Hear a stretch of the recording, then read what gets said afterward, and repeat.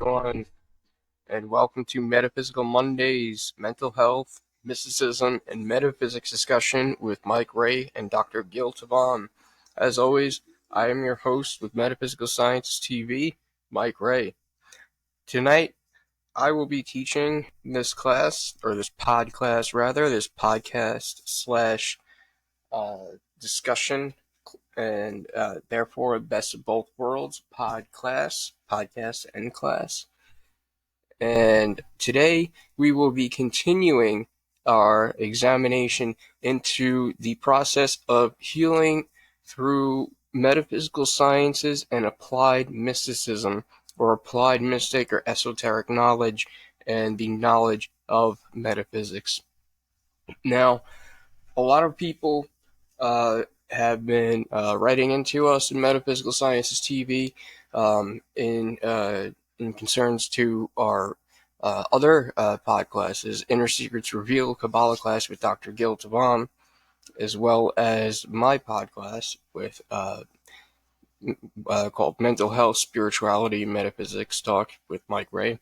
And we've had some common themes in the questions, so we decided that we would start making questions and answers videos every Wednesday, and that we would do our best to answer any questions you guys had for us in real time, and also try to do our best to address questions from the previous week in new episodes. So today we will kind of just go over what we have already discussed and what we have already learned from both myself and Dr. Gil Tavan across all of our pod classes. So these are things that you will find all across the board on Metaphysical Sciences TV. You'll find videos, pod classes, and much more. And you'll find updates on there on when new pod classes will be uploaded and when new videos will be uploaded, and you will get the notifications before anybody else. So please be sure to subscribe and like and hit the notification bell to get notifications for updates. Okay, so applied mysticism and metaphysical science, healing and growth. We are going to be discussing once again these 7 Hermetic principles, but first we are going to summarize what we have learned so far. And what we have discussed so far is the healing process through metaphysics, or through the metaphysical route, or through mysticism. Now, what we need to do before we can do anything else is identify the root causes of each of the problems or challenges that we are facing in our lives. And then we need to overcome the needless desperation of ourselves. In other words, we need to pick ourselves up, grab ourselves by the bootstraps and just start moving forward and stop looking behind us. That is to say that we are to gain a will, and that we are to want and to find a need, for the lack of a better word, to start excelling our growth and our evolution, both as spiritual beings having a physical existence and as spiritual beings within a physical body. Now, this, of course, covers the next couple bullet points, which is acting the way we want to be. The old concept of fake it until you make it. Well, you think about it, you're never really faking it. If you are actually putting in the effort, and you are trying, and you are exhibiting, and you are showing the world a certain behavior set, or you were showing certain traits, and you were shining this personality through you, whether or not you are feeling, you're resonating with that frequency, that is the frequency that you're putting out.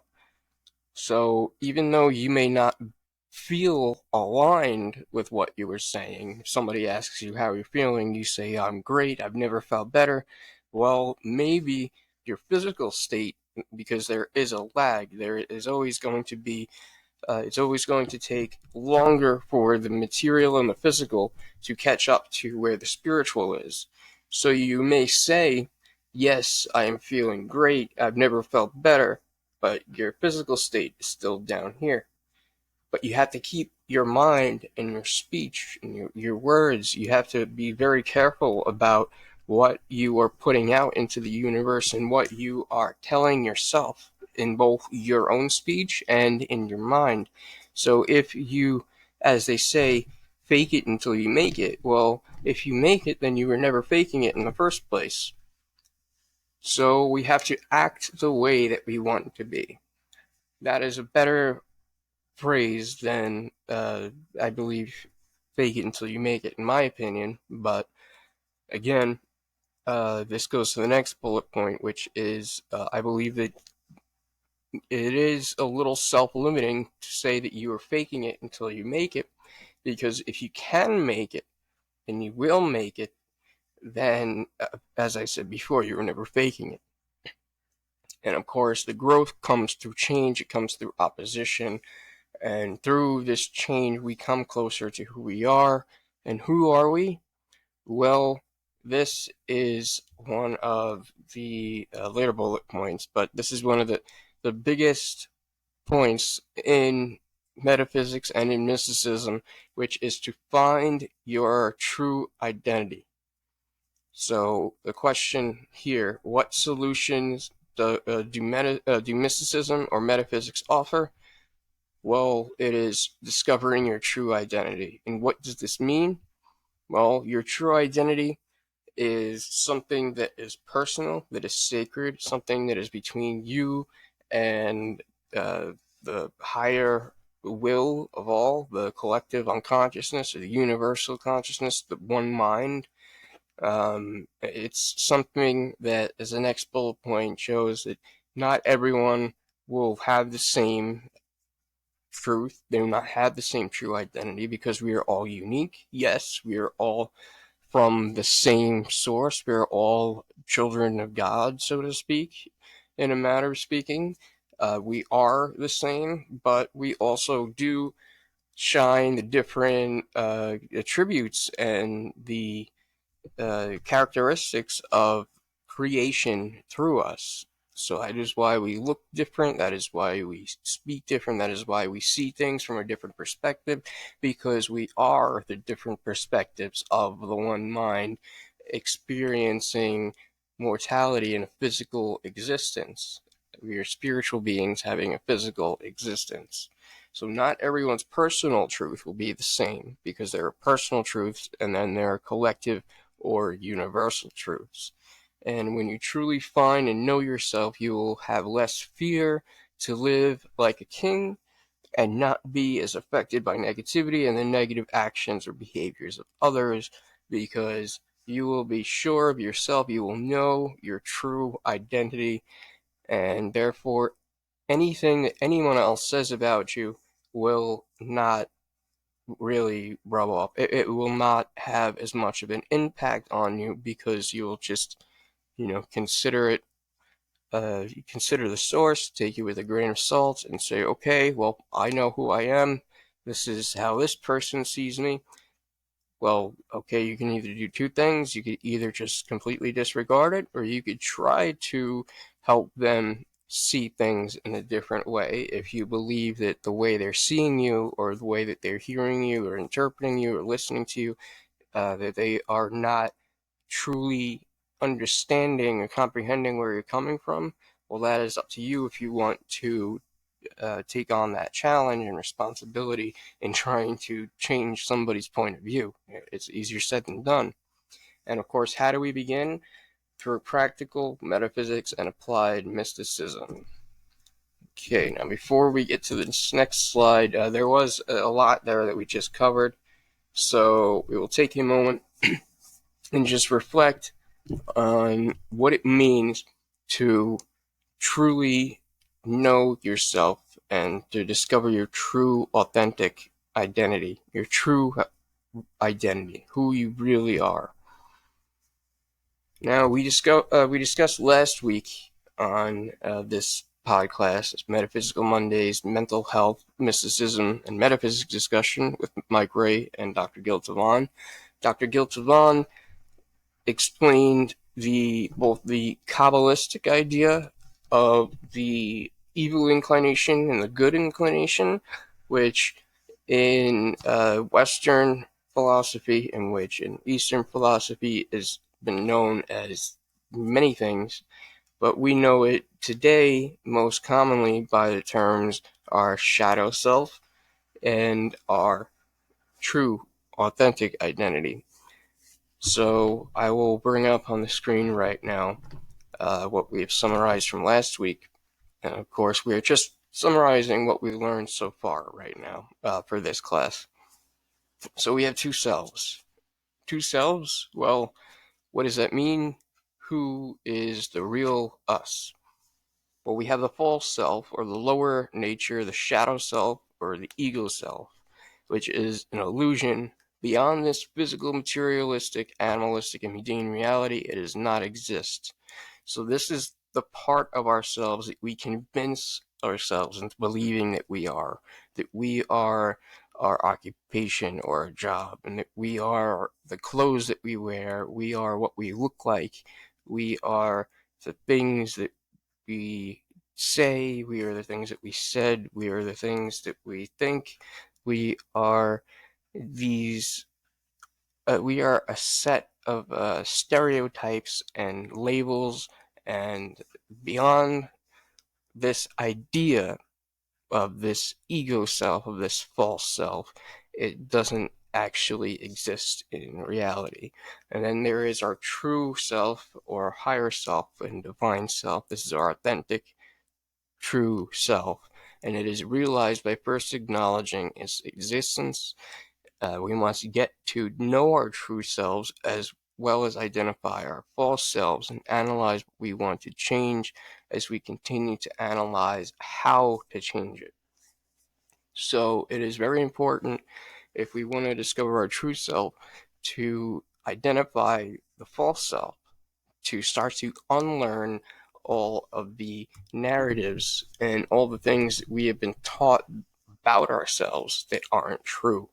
The things that we know about ourselves inherently that are true, that is a part of our authentic selves, and that is something that is ingrained within our DNA, within our genetic code, within our hearts, within our minds, within our soul.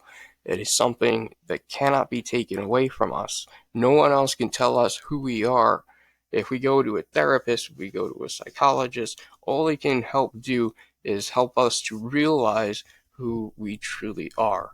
And that goes into what we were just saying, is that we have to realize our true and authentic self. We have to acknowledge its existence. And to acknowledge its existence, we have to subtract all the things that are an illusion or that are part of our false self and our lower nature, this shadow. There is a verse in the Old Testament of the Bible that says that God will act as a mirror, and that he is a shadow on the left and a light to the right. Now, this is getting into Jungian psychology.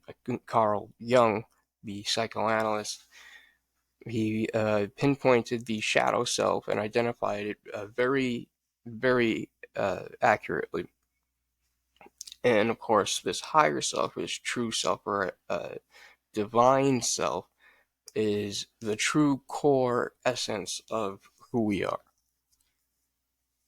So it is who we are before we are conditioned into believing otherwise, and it is who we are after we have burned away and just torn down this false narrative and destroy this illusion of who we are. And what is left is our true, authentic self. Now, as we mentioned before, growth comes through change, and through change we come closer to who we are. Now, this, again, is encapsulated in the next summary. The question was asked, why metaphysics? Well, through metaphysical medicine, we address the mind, body, and soul of an individual and all of the many parts which they are composed of, and helps see through the illusion of their false self. And as I just mentioned, growth comes through change, and change comes through, through hardship and through opposition. So, as this next little quote says, you have an opponent or enemy to kindle and nurture growth and evolution. This false self is our inner enemy, our false nature, which is negating our true selves. Who we are is our true, authentic self. Okay, so we want to focus in on right now is identifying the difference between our true self and our false self. Before we even get into today's lesson and today's class, we are still summarizing what we have learned so far. So there is the quote above which says, you cannot fix something which is wrong. You need to change the problem you are addressing. Create out of your situation the opposite, the negative vibration, and create, or rather transmute and transform that vibration into something positive. So instead of trying to fix a problem that is unfixable, what you need to do is change the area in which you're addressing the problem. If you have a leaky faucet, instead of trying to plug it up and trying to put a bucket under it and to contain the water that is dripping out, you have to find the cause of the leak, which could be a broken pipe, so to speak, for example. Now, our true self is our higher divine self, and it is realized it says released, but is realized and released by first acknowledging its existence, as we discussed before. We must get to know our true selves once it is released, and to meditate and to sit with it and to communicate with it, as well as identify our false selves, as we discussed before as well, and analyze what we want to change about ourselves as we continue to analyze how to change that. And the false self must be identified and acknowledged and not befriended. If you give in to the illusion of the false self, it will control you instead of you controlling it. You will confuse your true authentic self and your higher self with your ego or lower self, which is a lower vibration than your true authentic self, which is closer to your godly self, or rather in God's eyes or the Creator's image. And we cannot change our true nature. Our inner nature is given to us, embedded within our core of our inner essence. It cannot be altered, but our behaviors and ways can be changed and controlled if we do the work necessary to control and master our inner nature. Okay, so our true authentic self, or our higher self, our our divine self, we realize it by first acknowledging what it is not. And then once we realize what it is, what is left there, after we see through the illusion and we see what is true, then we have to get to know it better. And we just spend time in it. We could do this through meditation, through contemplative prayer, through any type of means which you feel comfortable with and which resonates with you most comfortably. And our true nature cannot be changed. Now, something about our true authentic selves is that not everyone is going to have this loving, compassionate, benevolent, just a tree-hugging type of authentic self. Some of us may have a lot of anger, and some of us may have a lot of resentment. Some of us may have a lot of fear. And all of these things are necessary. This is just who we are. This is how we were made. The point, again, as I mentioned earlier, and put up in bullet points and summarizations, the point is not to alter our true self and our true nature, but to change our behaviors and the way we act accordingly, so that if we do the work necessary to control and master our behavior and our outward expression, then we can master our inner nature. Now, this goes back to what I was saying when we go into, outwardly representing something, the fake it until you make it idea. Well, if you were faking it until you make it, you were never faking it if you can make it, because you were projecting and you were externalizing this reality or this vision that you had the entire time, and then we realized all along you were manifesting it. So this is something that is found by the path of the mystic or the metaphysician, and this is something that is very difficult to master. Of course, all this stuff is easier said than done. For some people, it could take months, years, up to a lifetime or possibly lifetimes, but that is for another podclass series. So one of the other questions we had, of course, was how do we connect the lower to the higher divine will of the universal consciousness? How do we combine this lower self or this false self to our higher self, our true self?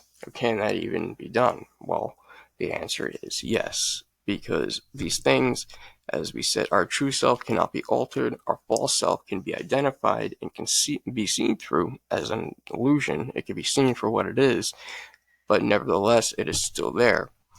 So, what do we do with it?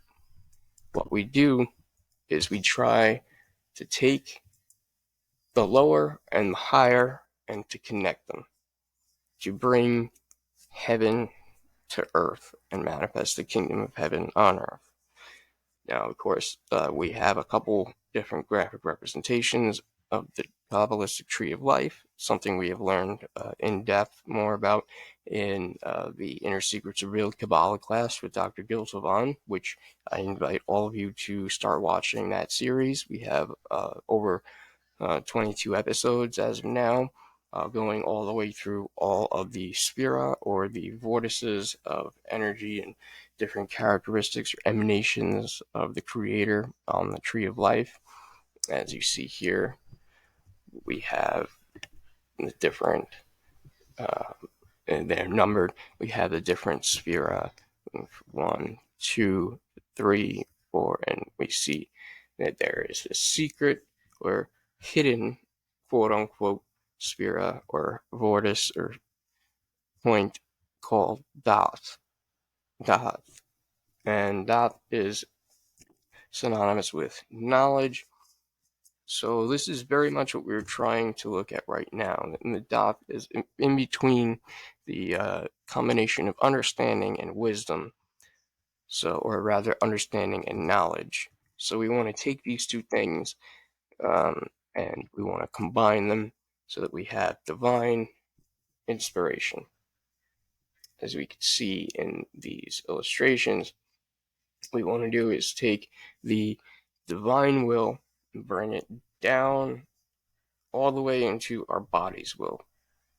Or we want to take something that is physical and we want to raise it up through that middle pillar up to something that is divine. Now, the question, of course, that was asked last week was how do we connect the lower to the higher and divine will of the universal consciousness? The more something makes us feel that we are being driven by the divine and those things which are good in the eyes of God, which we can learn up from reading the words of the scriptures, knowing what is good in the eyes of God. This is how we determine that the will is being driven or the idea being given by the divine will and is of God. So the more we are attracted to something and the more that we feel that we are being driven by the divine, we are seeing that the results and the conclusions that come from this and the consequences from our actions, from these ideas that we are being given, are good. Well, as it says in the Bible, judging by the fruits of their labor. If the fruits of the labor are good, and all things that are good are of God, well, that is how you know you are in alignment with the divine will, and you are starting to dissolve the ego and the false self. And of course, this is just another bullet point of how we manage between the two selves. And of course, in this process, we have to not give in to any of our lower physical or carnal urges or desires. So things such as, the tendency to overeat or to fornicate or too much, to sleep too much, to do anything in excess, anything that brings us instant gratification and pleasure, drugs, sex, TV, computers, shopping, gambling, whatever it is, we have to not give in to that in order to be able to see through this illusion and start to break it apart and allow it to dissolve while we are trying to see and feel and experience our true or authentic self. And how do we discern between what we feel from the lower self or our higher self? How can we tell when something is coming from a lower vibration or higher vibration that is truly in alignment with the divine will? Well, the best example, the most in-depth and abstract example is love.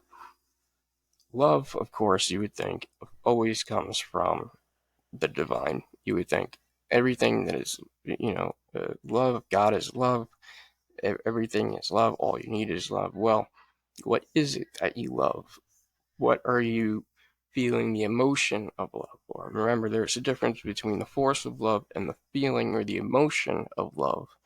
There is the lower physical manifestation of this love, which is corrupted to a degree in the sense that it is more of lust, not so much love.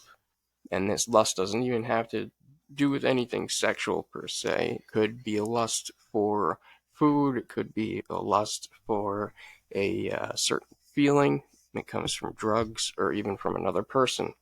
So you have to ask yourself, what is it that you love? Is it the person? Is it the thing? Is it the place? Is it something about this person, place, or thing? Is it what we love about how it makes us feel? Or is it truly this thing as an individual or whatever it is that we love? And is it for what they truly are and not what we think they are in our minds, what they are in reality, externally to themselves? Do we love them for who they know themselves to be? Or is it just the feelings that they invoke and bring up within you? This is a very important question to ask when you are trying to discuss if you love God and if you truly love yourself. Now, there's some food for thought. And of course, healthy self-love is important. Do not negate your own needs. The same is true with anything in which you are giving and not receiving in a balanced manner, because everything is about balance. And of course, down here we just had a little quote from King Solomon. 7 times a righteous man is going to fall, the 8th time he will rise. So it is important to note that along this path, a lot of times we are going to fall, but what matters is that we pick ourselves back up and we keep moving forward. Now, with that said, we will move on to the next little portion that I will teach about the 7 Hermetic principles, which I do go over more in depth in my Wednesday podclasses, Mental Health, Spirituality, Metaphysics Talk with Mike Ray. So I invite you guys to watch that as well, in combination with these other series. so that you guys could get a more broader understanding of what it is that we're doing here. Okay, so the 7 Hermetic principles. We have the principle of mentalism, principle of correspondence, the principle of vibration, principle of polarity, principle of rhythm, the principle of cause and effect, and the principle of gender. So far, we have gone over the principle of mentalism. We have discussed or begun to discuss the principle of correspondence, and we will also go over the principle of cause and effect and the principle of gender.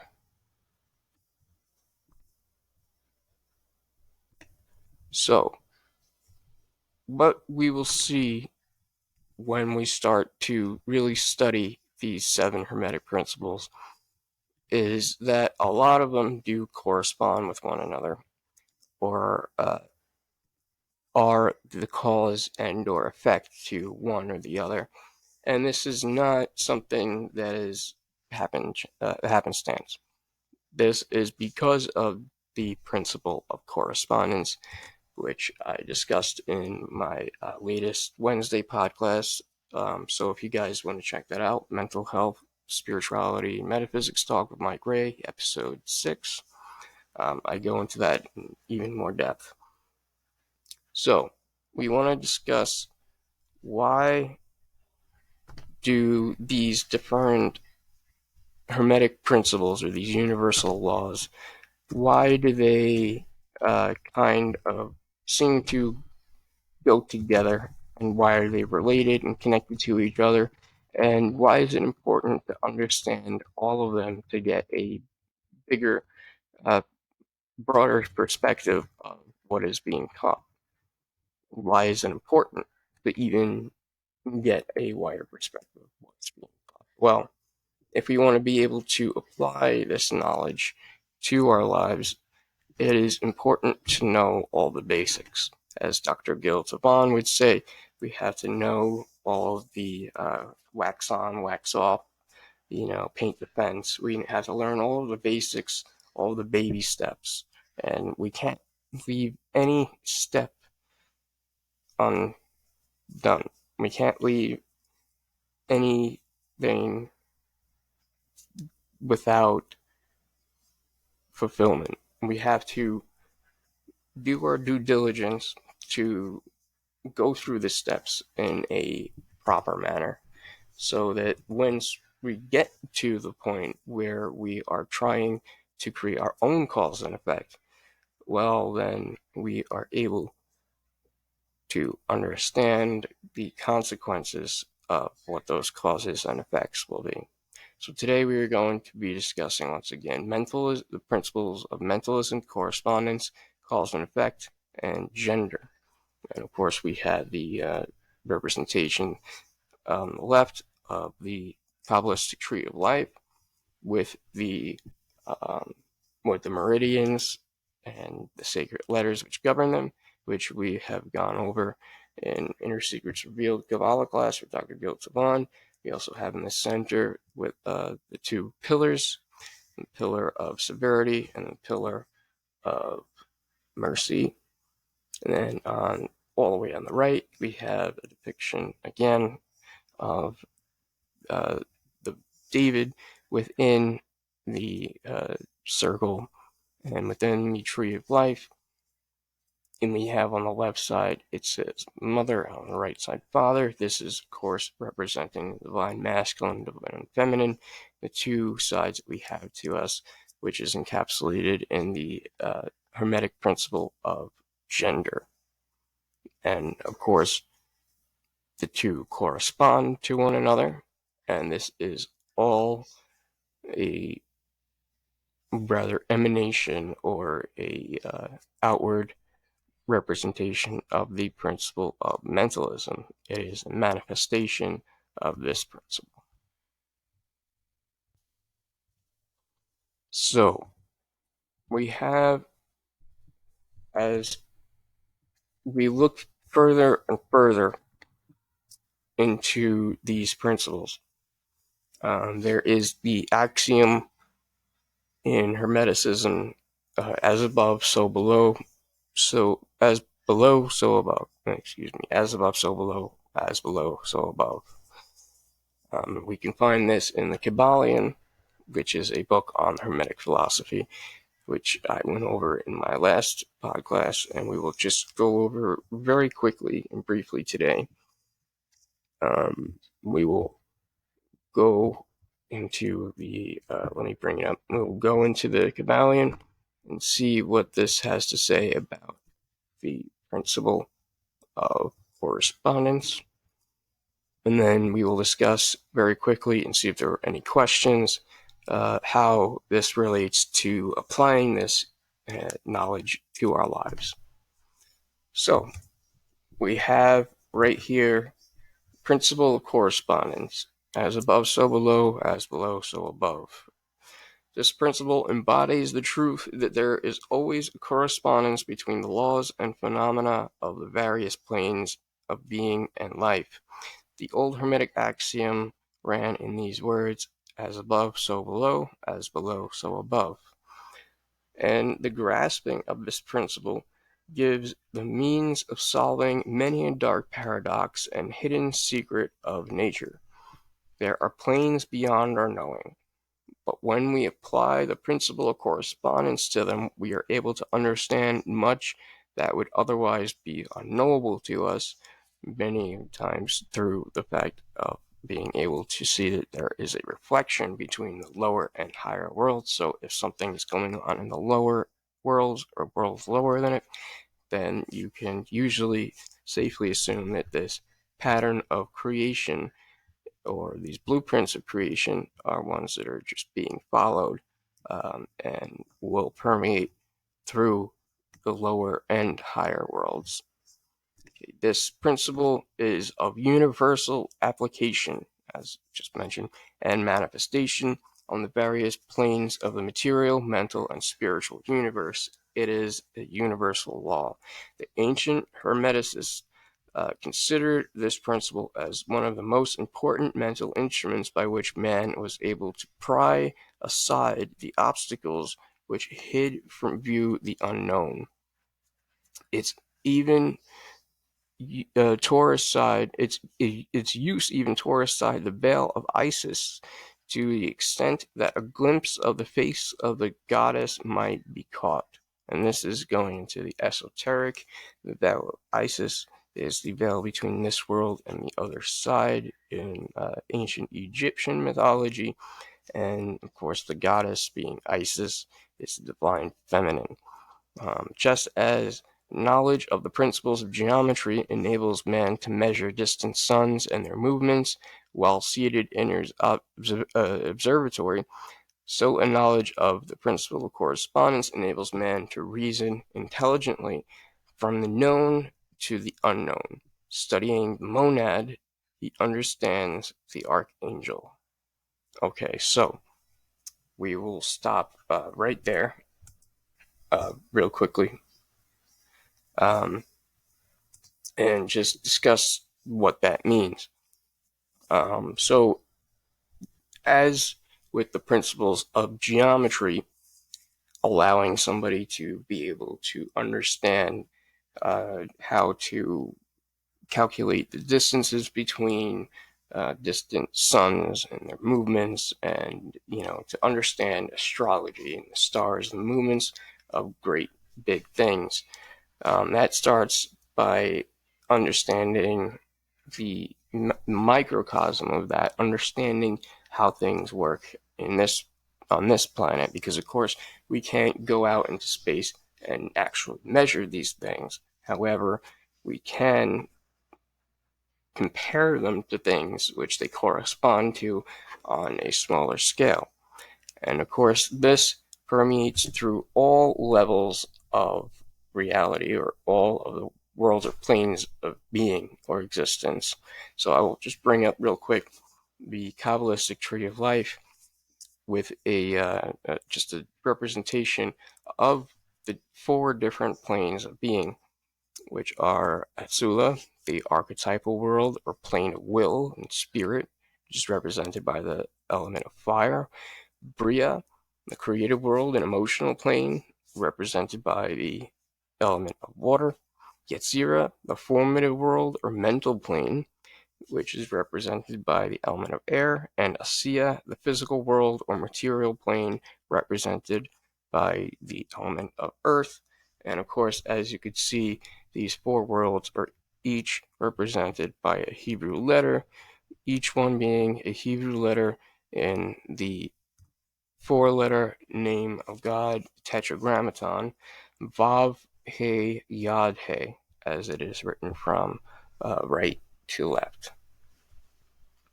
So that we will just stop right there, and again, just take a second to understand what this principle of correspondence is actually teaching us. It is teaching us that within a microcosm, there is a macrocosm, and within that macrocosm is another microcosm, and so on and so forth. Kind of like those Russian dolls, or like just the Fibonacci sequence. It's a spiral. It just keeps going forever and ever. And at the end of this verse in the Kabbalion, I'm just going to bring this up one more time. At the end of this verse, what it mentions is, just as the knowledge of principles of geometry enables man to measure distant suns and their movements while seated in his observatory. Now, right there, let me just highlight that. Just as knowledge of principles of geometry enables man to measure distant suns and their movements while seated in his observatory, so a knowledge of the principle of correspondence enables man to reason intelligently from known to the unknown. Okay, so before we get to the last sentence there, while seated in his observatory, meaning while we are in our plane of existence, while we are in our portion of reality, we can measure things that are greater than us and that are smaller than us, that we cannot physically shrink or increase our size sufficiently enough to measure this for ourselves with our own hands, with our own eyes, with our own senses. However, as it is written, knowledge and understanding of this principle of correspondence can enable a person to reason intelligently between what is known and unknown. For example, if something is occurring in a pattern, you know that every 4 city blocks there is going to be a gas station. So then you can infer that, okay, if you are at a gas station, that 8 blocks away, there's going to be another gas station. Why? Because there's going to be one every 4 blocks. So if there's one every 4 blocks, then on the 8th block, there's going to be one. Same thing as the 12th, same thing as the 16th, so on and so forth. Now, the last thing that it says on here is studying the monad. Now, this is getting more into the esoteric. Studying the monad, he understands the archangel. Now, this, people who are practitioners of Hermeticism, or who have ever studied the occult or magic, will right away catch on to these keywords, the keyword being monad and archangel. Keywords, excuse me. Now, studying the monad, meaning the monad, the one mind that breaks into several. It breaks into or fractalizes or emanates through the tree of life, as we see, into all of these different emanations. And if we study this thing, this one mind, if we study just the principle of mentalism, the principle of correspondence, how this one mind corresponds to the different parts and pieces of itself and interacts with itself, it is saying, by studying this and this nature of how this works and all the underworkings of it, that you can understand the archangel. Now, what does this mean? Understanding the archangel. Well, the archangel, of course, in certain traditions, is another example of our higher self or our true self, our divine self. And this is something that we are striving to get to. So the archangel, which is our higher self or our guardian angel, rather to speak, is between our body's will, so between the lower physical, our physical self, all the way down at the sphere of Malkuth, or the kingdom, or this physical material world, the kingdom of Sia, or this plane of existence, this earthly plane of existence.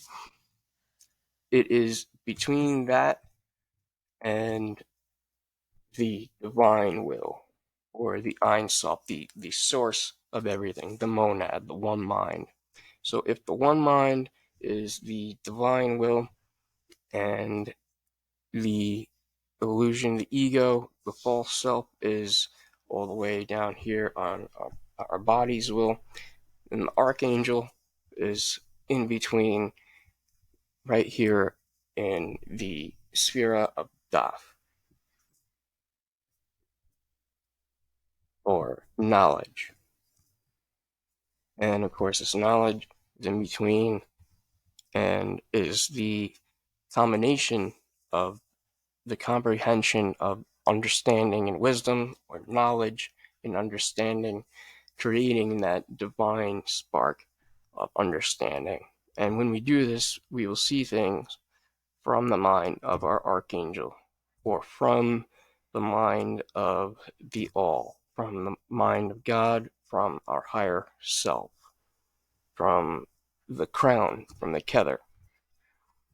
And this is why these four worlds of creation are represented in Kabbalah by the four letters of the four-letter name of God, the Tetragrammaton, which is the creator, the name of God as the creator. Okay, now we thank you very much. We will stop it right here. We don't have any questions today, but we thank you, everybody who joined us. We thank you again, Dr. Gil Taban, even though he's not here today. We thank him for all of the wonderful things that he has provided for us, for all the classes that he puts out. And I would just like to give a shout out to everybody on the mental health, mysticism, and metaphysics Facebook group, everyone at Metaphysical Sciences TV. Thank you to everybody who's watching us, whether you're watching or catching us on the replay, on Facebook, YouTube, Instagram, Spotify, Riverside, wherever you're catching us, whenever you're catching us. Thank you very much. As always, I am your host of Metaphysical Sciences TV, Mike Ray. This has been Metaphysical Mondays, Mental Health, Mysticism, and Metaphysics Discussion with Mike Ray and Dr. Gil Tavan. I have been your host and your teacher for this evening, Mike Ray. Thank you to everyone, and please remember to leave your questions in the comments section, and we will do our best to address them in our questions and answers videos or in the next upcoming podcast. Thank you again, and I wish you all a good morning, evening, afternoon, or night. whenever or wherever you are. Thank you. Until next time, have a good one. Thank you.